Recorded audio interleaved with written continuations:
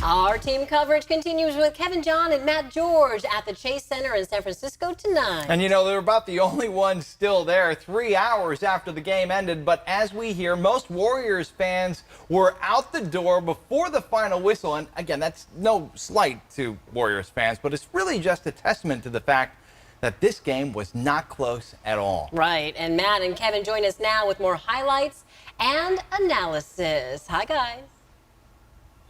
Hey, Laura and Luke, you're absolutely right. Warriors fans could not bear to watch their team get beat down in the final 3 minutes, so they left. They were out the door. They also came late, too, but that's a whole other story. But yes, obviously it was a beatdown. I'm here joined by ABC 10's and Locked On Kings podcast host Matt George. And Matt, we were expecting a competitive game tonight. We were thinking that, the Kings would be fighting. The Warriors would do everything they could to close it out. But what I saw tonight on this court, especially in the last quarter, was just pure domination by the Kings. Yeah, as this game got closer and closer, I was feeling better and better about the Sacramento Kings' chances because I knew the Kings could come into this game and they could play kind of free. They could play without stress. They could play without fear. Even if they get eliminated, if they play their game and it's not good enough to beat the defending champions on their home floor, so be it. You can accept that and you can live with that. But what we saw the Sacramento Kings come in and do is, especially in the second half, finally their offense and their shooting got going, which is their MO. But they locked in from the very beginning defensively, which is something we've seen them do over the course of this series, but something we did not see them do at much point at all over the course of the regular season. So they played their own game, added a little bit to it, and made sure the Warriors were as uncomfortable as possible in their own building.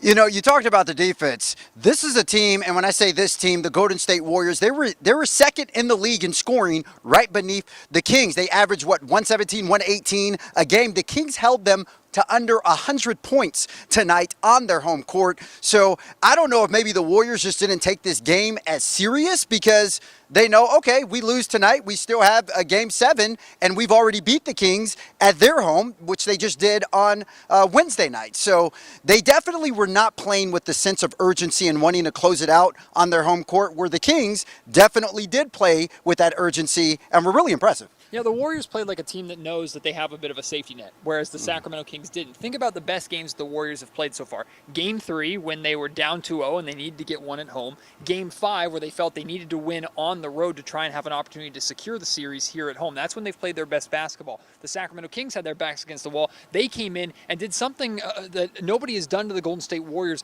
this season. The Kings beat the Warriors by 19 points here in this building. Before tonight, the biggest loss for the Warriors in this building this season was 14 points. That 19 points is also the largest margin of victory in this series thus far. And on top of that, it's just the 9th time that the Warriors have lost in this building. So Sacramento came in and said, Chase Center is our house tonight. It didn't matter where this game was played. The Kings were going to come in with the aggression. They set the tone, and the Warriors, quite frankly, weren't ready for it. I think the quick turnaround, too, and the timing also had something to do with it. They looked tired.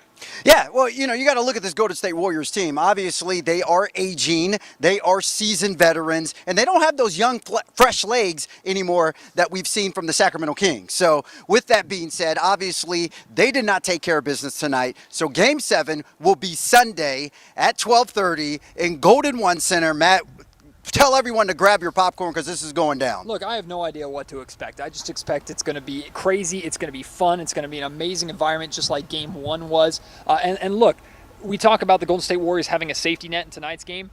There's no safety net for either team in Game 7. I expect the Sacramento Kings are going to get the best that the champs have to offer in that game. You have to be terrified of Steph. You have to be terrified of the depth of that team. They've been bad on the road all year, but that doesn't mean they can't win 2 games in your building in order to move on. They have the experience advantage, so the Kings have to deal with that. All right, well, we'll see how it all goes down this Sunday. In the meantime, I'm going to send it back to Laura and Luke inside the studio. I know you guys are looking forward to Game 7.